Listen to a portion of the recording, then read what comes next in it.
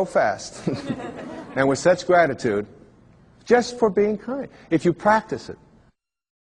Every single one of us are in relationship, whether it's with our husbands and wives, with our ex-husbands and wives, with our children, our grandchildren, whether it's with people we drive along the freeway next to, whether it's with waiters and waitresses or baggage handlers or flight attendants or people that we are in line to get into the movie.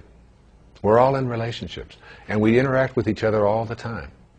And probably the best lesson that I've ever learned in my life about how to be in a relationship in a way which is powerful and happy and fulfilling is to remember this sentence. When you have a choice, and you always do, to be right or to be kind, start picking kind. The ego part of us wants to be right. How dare you not serve me as fast as I think I deserve to be served? How dare you say something to me? And immediately we want to make that other person wrong and make ourselves right. But there's a part of each one of us that wants to be happy, wants to be at peace. And that part of us says, it doesn't matter whether you're right. It doesn't matter about your ego. All you want is to be at peace, so pick kind. This kind of an attitude, if we had more of this, not only in our own personal lives, would we improve virtually every relationship we have with all of the people closest to us and all of the strangers we interact with. But on our planet as well, we would begin to understand the wisdom that on a round planet, there's no choosing up sides, that we're all one. We're all breathing the same air. We're all drinking the same water. We're all being warmed by the same sun. And as they say, as the Native Americans used to say, no tree has branches so foolish as to fight among themselves. It applies in your relationships, and it applies as a people as well.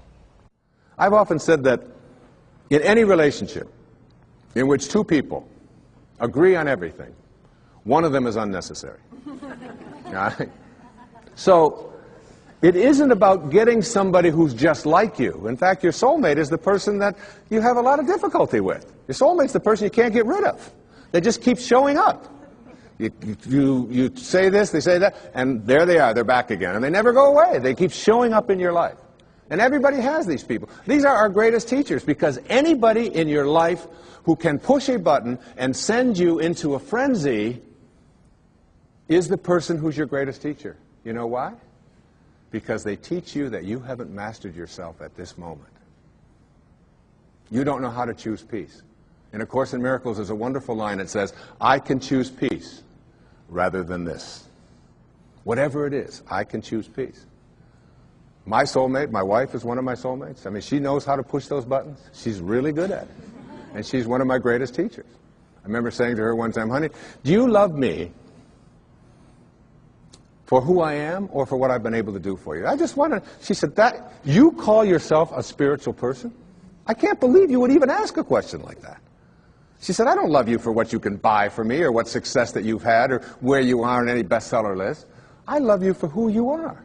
And I will always love you. I said, well, I was just asking. I said, what if I was just Joe Sixpack? You know, and I was just bringing home, you know, a meager salary and so on. She said, I will always love you for who you are. She said, I would miss you. But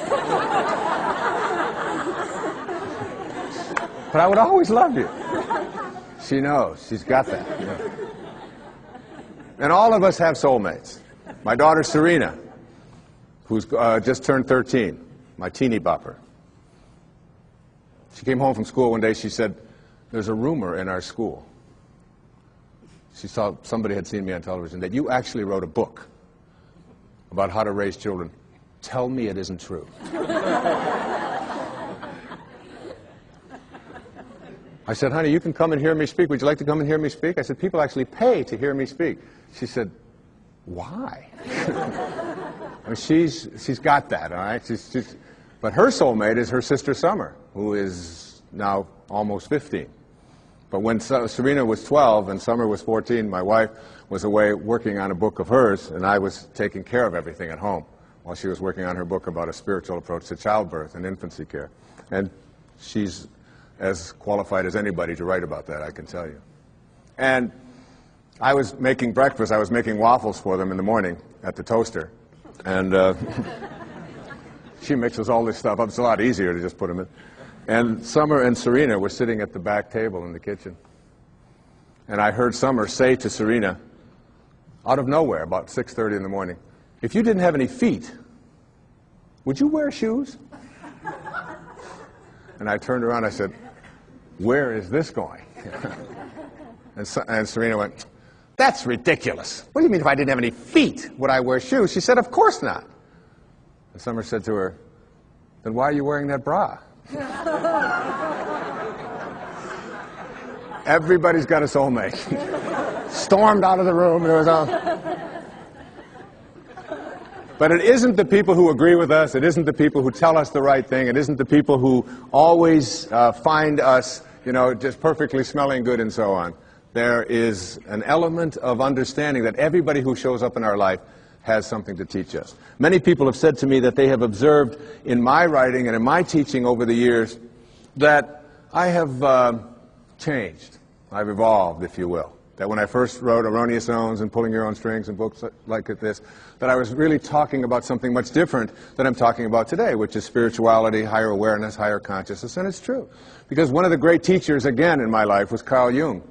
And in Modern Man in Search of a Soul, he said that there are archetypes, there are stages that we go through when we reach adulthood. He said those stages work like this. He said it starts out with the athlete when you reach adulthood. And he called it the athlete, not as a put-down of athletes, but as the time in our adult life when our primary emphasis is on our body. What it can do, how strong it is, how fast it can run, how much it can lift, how beautiful it is, and so on. And we believe that we are a body, if you will, perhaps with a soul. He said the second stage is what he called the stage of the warrior. And this is the time in our adult life when we take ourselves out of our physical self, if you will, and we take this body out into the world, and we do what warriors do, which we attempt to conquer, we attempt to defeat, we attempt to get as much as we can. It's the age of the ego. It's the time when we're saying, what are my quotas? What's in it for me? What can I get? And we go through that stage. And I believe that I was writing earlier in my life to teach people how to be better athletes and better warriors, because that's where I was in my life in those days. And the shift has taken place for me as well. Jung said that the third archetype is what he called the archetype of the statesman or the stateswoman. And this is when we finally get to a place in our adult life when we stop saying, what's in it for me? How much can I get? How much can I accumulate? And we begin to ask the question, how may I serve? What are your quotas? And serving others becomes much more important than our own egos. Until ultimately we reach what he called the stage of the spirit, the archetype of the spirit. When we finally begin to recognize that this is not our home. What it means in the holy books when it says, you are in this world, but you are not of this world. And these four stages represent also where we can look at our own self. How am I doing going through these? To what extent do I find myself consumed with my own quotas? What's in it for me? How much can I get? And ask ourselves that question as we begin to interact and deal with other people. Being able to manifest, being able to attract into our lives what it is that we'd like to attract into our lives boils down to a formula that I'd like to share with you here this evening. And this formula is one that everyone that I know who is able to get things into their life practices this. I call it the 4 reallys. All right?